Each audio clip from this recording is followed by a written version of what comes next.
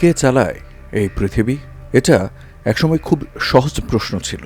যদি আপনার বয়স ৪৫ এর ওপরে হয়, তাহলে আপনি এমন এক বিশ্বে বড় হয়েছেন যেখানে দুটি পরাশক্তি দুনিয়ার নিয়ন্ত্রক ছিল। বার্লিন প্রাচীরের একপাশে যুক্তরাষ্ট্র এবং তার মিত্ররা নিয়ম ঠিক করত, অন্য পাশে সোভিয়েত ইউনিয়ন কর্তৃত্ব চালাত। প্রায় প্রতিটি দেশকেই তাদের রাজনৈতিক, অর্থনৈতিক এবং নিরাপত্তা ব্যবস্থা কোনো এক পক্ষের সঙ্গে সামঞ্জস্য করতে হতো। এটি ছিল এক দ্বিধ্রুবী বিশ্ব। এরপর ১৯৯১ সালে সোভিয়েত ইউনিয়ন ভেঙে পড়ল এবং যুক্তরাষ্ট্র একক পরাশক্তি হিসেবে আবির্ভূত হল। যুক্তরাষ্ট্র আন্তর্জাতিক সংস্থাগুলোর মাধ্যমে এবং প্রয়োজনে শক্তি ব্যবহার করে সিদ্ধান্ত চাপিয়ে দিত। সেটি ছিল একধ্রুবী বিশ্ব।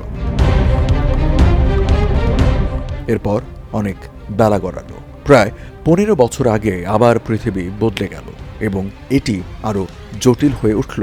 যুক্তরাষ্ট্র ধীরে ধীরে দুনিয়ার পুলিশ, বিশ্ব বাণিজ্যের স্থপতি এবং গণতান্ত্রিক মূল্যবোধের মুখপাত্রের ভূমিকায় আগ্রহ হারাতে লাগল। অন্য দেশগুলো আরও শক্তিশালী হয়ে উঠছিল এবং তারা সেই নিয়মগুলো অগ্রাহ্য করতে শুরু করল যেগুলো তাদের পছন্দ নয়। এমনকি মাঝে মাঝে নিজেরাই নতুন নিয়ম তৈরি করতে লাগল। এই অবস্থাকেই বলা হয় G0 বিশ্ব, যেখানে কোনো বৈশ্বিক নেতা নেই, একনায়কহীন বিশ্ব। এই ভূরাজনৈতিক মন্দার, যেখানে বিশ্ব কাঠামো আর শক্তির ভারসাম্যের সঙ্গে খাপ খায় না, এর পেছনে তিনটি প্রধান কারণ রয়েছে। প্রথমত, রাশিয়াকে পশ্চিমা নেতৃত্বাধীন বিশ্ব ব্যবস্থায় যুক্ত করা হয়নি। একসময়ের পরাশক্তি রাশিয়া এখন পতনের মুখে এবং পশ্চিমকে তাদের প্রধান প্রতিদ্বন্দ্বী হিসেবে দেখে।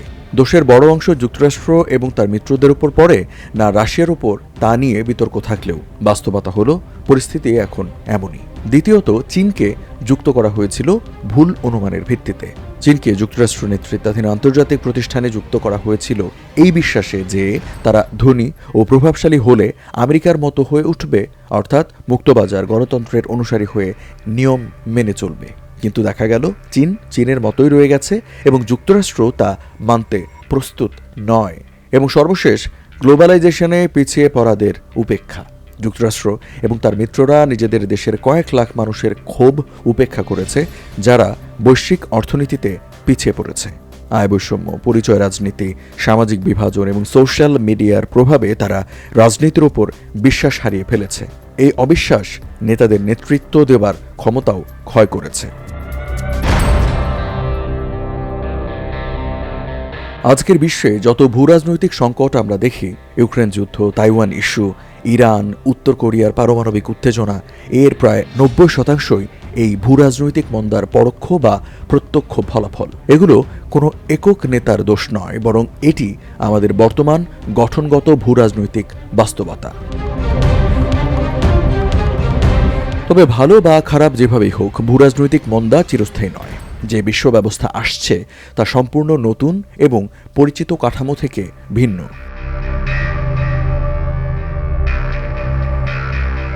আমরা এখন আর একধ্রুবী, দ্বিধ্রুবী বা বহুধ্রুবী বিশ্বে নেই, কেননা আজ আর কোনো দেশই সবখানে পরাশক্তি নয়।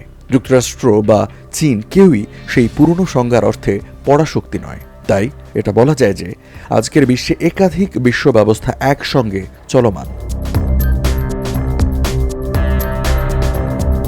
যুক্তরাষ্ট্রই একমাত্র দেশ যার সেনাবাহিনী, নৌবাহিনী ও সামরিক শক্তি বিশ্বের সব কোণায় পৌঁছাতে পারে। চীন কেবল এশিয়ায় সামরিক শক্তি বাড়াচ্ছে, অন্য কোথাও নয়।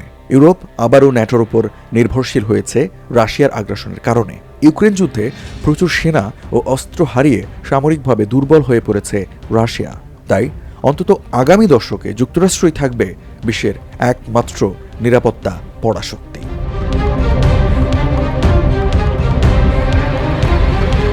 যুক্তরাষ্ট্রের অর্থনীতি এখনও সবচেয়ে বড়, তবে এখন শক্তি ভাগাভাগি হয়ে গেছে। চীন ও আমেরিকা অর্থনৈতিকভাবে একে অপরের উপর নির্ভরশীল। তাদের মধ্যে সত্যিকারের অর্থনৈতিক স্নায়ুযুদ্ধ সম্ভব নয়। ইউরোপীয় ইউনিয়ন বিশ্বের বৃহত্তম অভিন্ন বাজার এবং নিজের নিয়ম আরোপ করতে সক্ষম। ভারত, জাপান, দক্ষিণ কোরিয়া সবাই গুরুত্বপূর্ণ অর্থনৈতিক খেলোয়াড়। অতএব বৈশ্বিক অর্থনীতি বহুধ্রুবী এবং তা ভবিষ্যতেও তাই থাকবে। যুক্তরাষ্ট্র আরও বেশি অর্থনৈতিক ক্ষেত্রকে জাতীয় নিরাপত্তা হিসেবে ঘোষণা করছে। চীন বাণিজ্যিক শক্তিকে কূটনৈতিক প্রভাব বাড়াতে ব্যবহার করছে। ইউরোপ, ভারত, জাপান চাইছে নিরাপত্তা ও অর্থনীতি একে অপরকে ছাপিয়ে না যায়। সবচেয়ে দ্রুত বেড়ে উঠছে এক নতুন ব্যবস্থা, ডিজিটাল অর্ডার। এখানে নিয়ন্ত্রণের কেন্দ্রে নেই সরকারগুলো, বরং প্রযুক্তি কোম্পানিগুলো। ইউক্রেনে রাশিয়ার সাইবার আক্রমণ রুখে দেয় পশ্চিমা টেক কোম্পানিগুলো। ডোনাল্ড ট্রাম্পের মতো নেতারা কি বলবেন তা নির্ধারণ করে টুইটার, ফেসবুক।